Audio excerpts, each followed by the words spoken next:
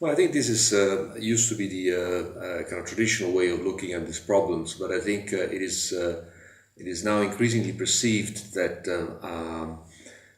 the sustainable management of natural resources is something that is actually in the interest of many developing countries. I mean, if you think about Africa, for instance, who relies heavily on resources such as land, water, forest, and so on, and a lot of livelihoods actually depend on them. Their sustainable management, their preservation is something that is actually fully necessary, is consistent with development.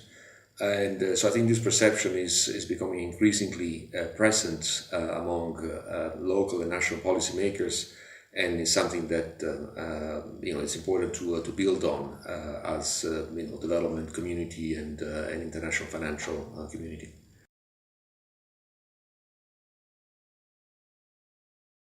Most of the indications that come from climate science point to very significant changes in climate scenarios for the future of Africa, and particularly Sub-Saharan Africa.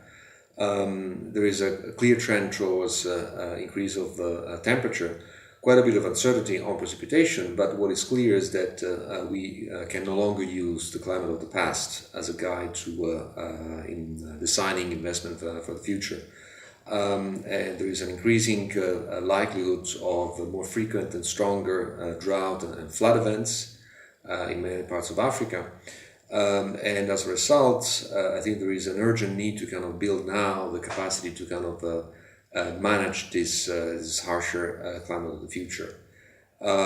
So these are processes that take time. And we already see some early manifestation. We've just seen in the last couple of years very strong drought events followed by actually floods in the Horn of Africa a couple of years ago, in the Sahel last year. And all indication seems to suggest that this kind of phenomena will become more kind of the norm than the exception in the future. And so this is a big kind of development agenda and priority for Africa.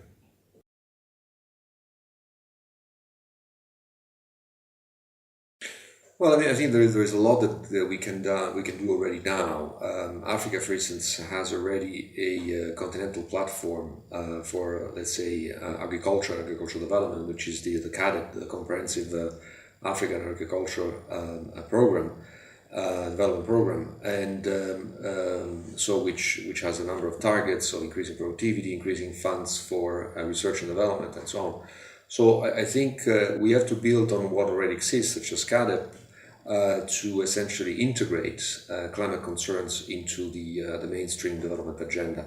Another one, for instance, again building on what exists, is the PIDA, the Program for Infrastructure Development in Africa, that has a number of ambitious targets for, let's say, irrigation, for road development, for water management, for hydropower, and so on. And I think what is important is to make sure that this, subsequent waves of investment will be suited both to kind of to be resilient to the climate variability of the present, but also more importantly to the enhanced climate variability of the future. So I would say that these two areas are clearly something that should be looked at more closely, both by national policymaker and the international financing community.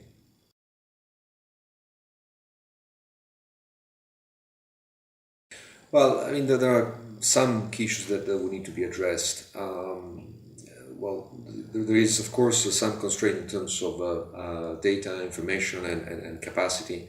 I mean, even in developed countries, I think there is still a lot of debate about how do we factor in the correct way, particularly in the design of long-lived infrastructure, kind of the range of climate future that might actually manifest themselves. And in Africa particularly, I think we face the reality of limited availability of hydrometeorological data that are necessary basically to kind of calibrate some of this analysis, some of this modeling exercises. So I think we need to kind of find ways to kind of fill that data gap. There are also very challenging issues when it comes to, for instance, shared water resources that in Africa are basically, by and large, all in international transboundary river basins. So international cooperation among riparian countries is something that Africa and the international community has been working for a number of decades, and I think the climate change is one additional reason to kind of intensify and accelerate and strengthen these processes of cooperation. At the national level, I would say that there is a need to kind of raise awareness. There is a need perhaps to kind of improve the governance mechanism that kind of orient the development process in general, and need to be strengthened also to make sure that climate concerns are also addressed.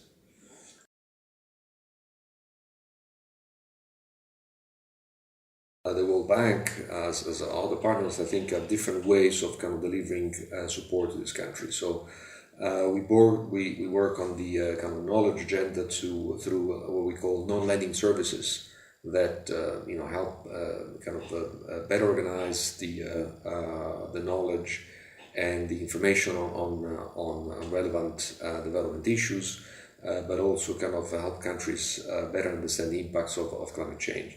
In addition, of course, we deliver lending services where there is a fair amount of built-in knowledge, but of course there is also the financial part, which is often a constraint to kind of implement some of these projects. And of course, I would say that in addition to that, in those areas that you mentioned and that I kind of highlighted before, we also try to play some sort of a facilitator and kind of a convening role. Often we work with different partners, both in government as well as in the rest of the development community. So I think an important role that we can play is also to kind of bring the various actors around the table and kind of brokering, if you wish, the agreement at the political, technical and institutional level that is needed to take action and move the agenda along.